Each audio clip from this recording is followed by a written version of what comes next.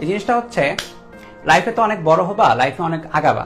এই যে তুমি 1 বছর পর দেখা যাবে ভালো একটা ভার্সিটিতে ভর্তি হইছো, ভালো একটা জায়গায় ভর্তি হইছো, আগানোর পর একটা জিনিস কখনো ভুলবা না, সেটা হচ্ছে তোমার বাবা মায়ের অবদান কখনো ভুলবা না, নেভার। তোমার বাবা মা এবং তোমার ফ্যামিলির অবদান কখনো ভুলবা না, এবং এরপরে তোমার টিচারদের অবদান কখনো ভুলবা না। যার কাছে তুমি 1 মিনিটও পড়ছো, যার কাছে তুমি 1 মিনিট জ্ঞান শুনছো বা কিছু একটা পড়ছো, প্রত্যেকটা অংশ দেখবা লাইফ তো অনেক বড়, দেখবা যে 60-70 বছর, তো মানে এটা তো গড় আয়ু, তার চেয়েও বেশি মানুষজন বাঁচে। হুট করে এতগুলো দিন বাঁচবা, এতগুলো সেকেন্ড বাঁচবা, হুট করে দেখবা কোথাও না কোথাও তোমার সেই জ্ঞানটা কাজে লেগে যেতে পারে।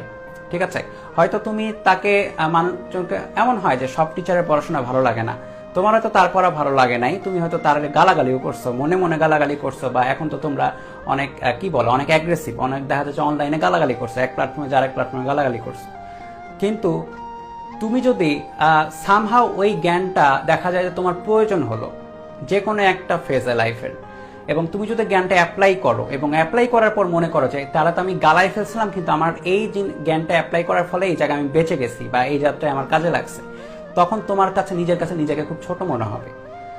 তুমি যত বড়ই হও না কেন, তুমি একটা খুব বড় পজিশনে দাও, তুমি দেখা গেল যে খুব বড় লেভেলের কেউ হও, তাও তুমি যখনই এই জ্ঞানটা কাজে লাগাবা এক সময় লাইফের, তখন মনে হবে যে এই লোকটার সাথে তখন আমি ঠিক করি নাই, এবং তখন তুমি আসলে ওই লোকটাকে নাও পাইতে পারো। কারণ আমরা কি মানে প্রত্যেকটা টিচারই কিন্তু তোমাদের চেয়ে সিনিয়র, ওই লোকের সাথে তুমি দেখা নাও করতে পারো, ওই লোকের সাথে তুমি কথা নাও বলার চান্স পাইতে পারো।